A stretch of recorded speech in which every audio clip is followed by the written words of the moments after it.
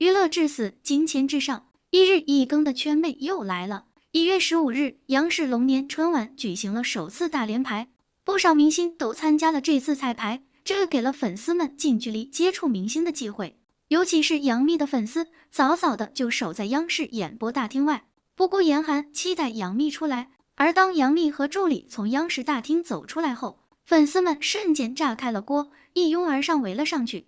大家一边喊着杨幂的名字，一边用手机拍摄。杨幂在助理的帮助下，虽然艰难前行，但看到大家对自己如此热情，想必也是十分高兴的。但是很快就发生了一件让人反感且让网友痛斥的事情。在杨幂往前走的时候，突然从她的右后侧伸出一只手，不停摸杨幂的头，而从手掌的大小以及袖口的穿着来看，是一位男子。杨幂第一次被摸头的时候并没有在意，以为是被人不小心碰到了。但这位男子十分大胆，仅仅隔几秒后再次用手去摸杨幂的头。杨幂也是回过头，惊恐地看了一眼男子，然后连着说了两句别摸我头，别摸我的头，随后用手护着自己的头往车上赶去。而当杨幂走到车前准备上车时，又有个别几个粉丝不知是有意还是无意堵在了车门处，杨幂也只能双手合十，求大家先让自己上车。杨幂被摸头的视频片段在网上曝光后，瞬间引发网友愤怒。看看网友们的留言，隔着屏幕都感觉到恶心。一个大男人为什么要摸女生的头？居然能被陌生人摸到头，太可怕了！万一手上有力气呢？虽然我不追星，但是摸人家头这种行为特别不礼貌，被普通异性朋友摸头都会反感，何况陌生人。也有网友吐槽男子猥琐骚扰，还有些网友直言杨幂的脾气太好了，虽然生气，但语气也已经很克制了。当然，在事件发生后，网友们最想知道的还是这位猥琐的男子到底是谁。圈妹在一条其他视角的视频发现了疑似男子的正面照，该男子大概35岁左右，留着平头，戴着口罩。在视频中，他拿着天蓝色手机对着杨幂拍摄。从男子与绒服袖口的颜色以及纽扣装饰来看，和摸杨幂头时露出的袖口几乎一致，所以很多网友认为他就是摸杨幂头的男子本人。随后，该男子的社交账号也被网友扒出，原来是一名叫某中，是一位发型师，也是一位特别喜欢追星的网红，曾晒出和多位明星的合照等。而不少网友也跑到该男子视频的下方对其行为进行谴责，希望他出来道歉，但该男子并未回应。实际上，近些年发生了不少次粉丝过度疯狂的事件，如一次演员韩雪在参加新电影发布会时，一位赤膊男子突然冲上台骚扰拥抱，韩雪惊魂失魄大喊你有病吧。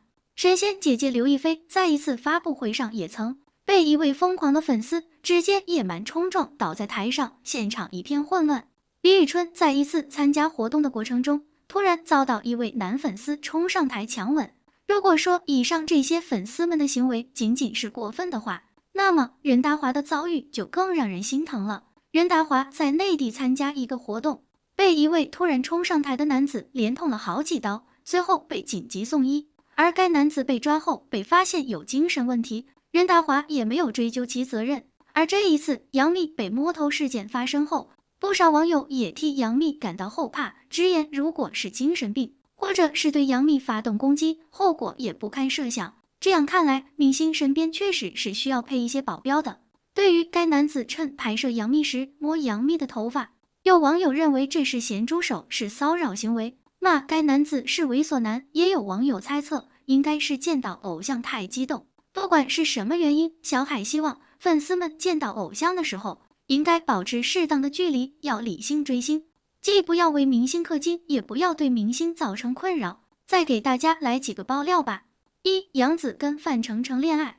说到杨紫跟范丞丞，其实之前就有关于两人的绯闻，不过观众应该也清楚，这两人有句要上，双人通稿看着就像是为了宣传炒作。但是这两天关于两人恋爱的瓜越来越多。今天范冰冰还帮范丞丞宣传了这部剧，两人还互动了一波。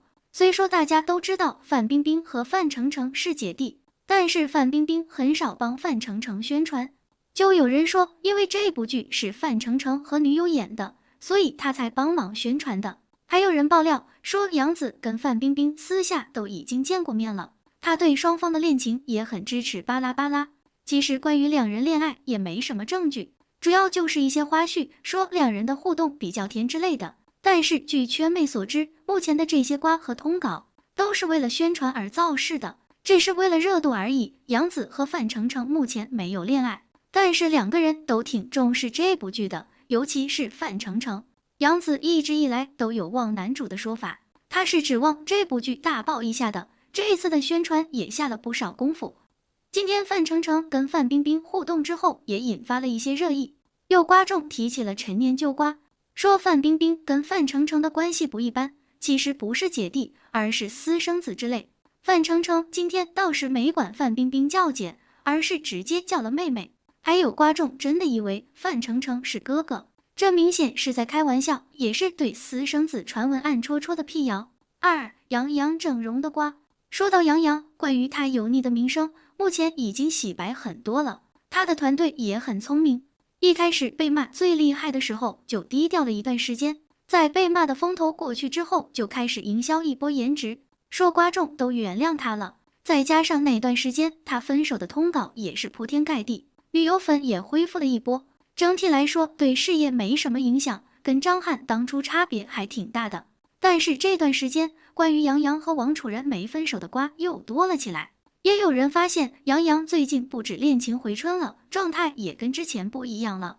从最近的照片来看，杨洋明显不油腻了，甚至比爆红的那时候还帅一些，更比出演《人间烟火》的时候帅很多。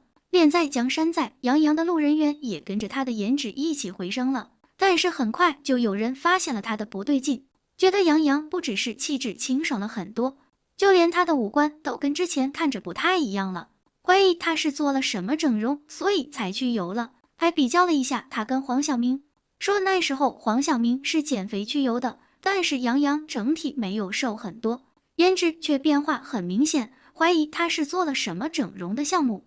其实仔细看就能发现，杨洋的脸只是紧致了一些，五官是没有变动的。他出道的比较早，颜值大家也很熟悉，不会轻易整容的，做点紧致的医美很正常。就在他被骂油腻之后，团队也在逼着他减肥，走的就是当年黄晓明去油的路子。还有一个有趣的事情，现在杨洋的团队跟魏大勋的团队还挺不对付的，毕竟《人间烟火》那部剧播出，吃到红利的只有魏大勋。现在杨洋那边的宣发都不会提起这部剧，但也不让其他平台放魏大勋为主的大海报。最近可能会看到一些杨洋戴眼镜的通稿，也有点跟魏大勋较劲的意思。三，胡歌官宣离婚了。